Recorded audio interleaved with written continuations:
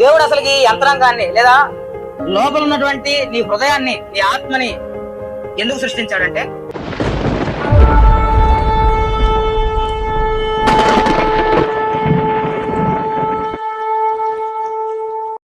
మట్టితో శరీరాన్ని చేసి ఆ మట్టి లోపల ఏం ఊదాడు?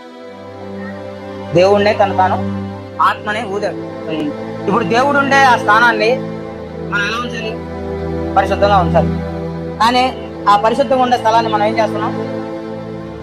చండాలంగా చేస్తాం. చేయరాని పనులు, ప్రతి పాప కార్యాలన్నీ లోపల దేవుడిని బయట కూర్చోమని లోపలికి పాపాన్ని ఆహ్వానించాం.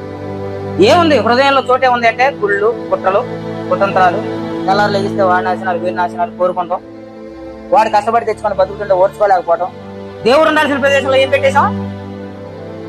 పాపాన్ని పెట్టాం. దేవుడు ఎక్కడ ఉన్నాడు? బయట ఉన్నాడు. మన దేహం ఏంటి?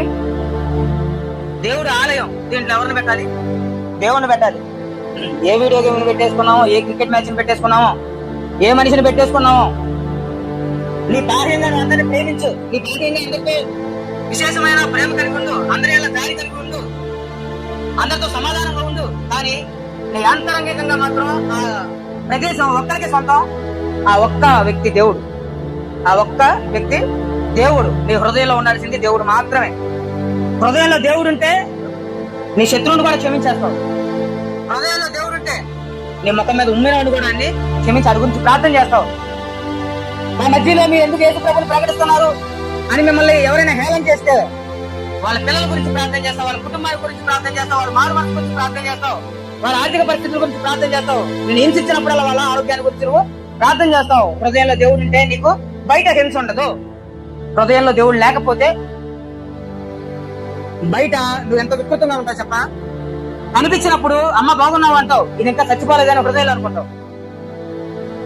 లోపల దేవుడు లేకపోతే, యేసు ప్రభు నీ లోపల లేకపోతే నీకు నేను రేపొద్దున సహాయం చేస్తానంటావు. రేపొద్దున ఇది రాకపోతే బాగున్నాను అనుకుంటావు.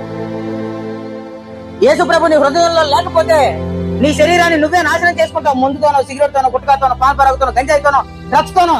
నీ హృదయంలో, నీ ఆత్మ, నీ యంత్రాంగంలో దేవుడు అనే ఆలయంలో దేవుడు లేకపోతే నీ జీవితాన్ని కూడా నువ్వు నాశనం చేసుకుంటావు. దేవుడు అనేవాడు ఉంటే పరిశుద్ధంగా బ్రతుకుతావు, పరులను ప్రేమిస్తావు, 10 మందికి సహాయం చేస్తావు, పాపాన్ని విడిచిపెట్టే వాళ్ళగా ఉంటావు, పాపం నుంచి పారిపోయిన యోసేపు లాగా ఉంటావు. నీ హృదయంలో దేవుడు ఉన్నాడా లేడా అనేది ఈ రోజు మన వాక్యాంశం.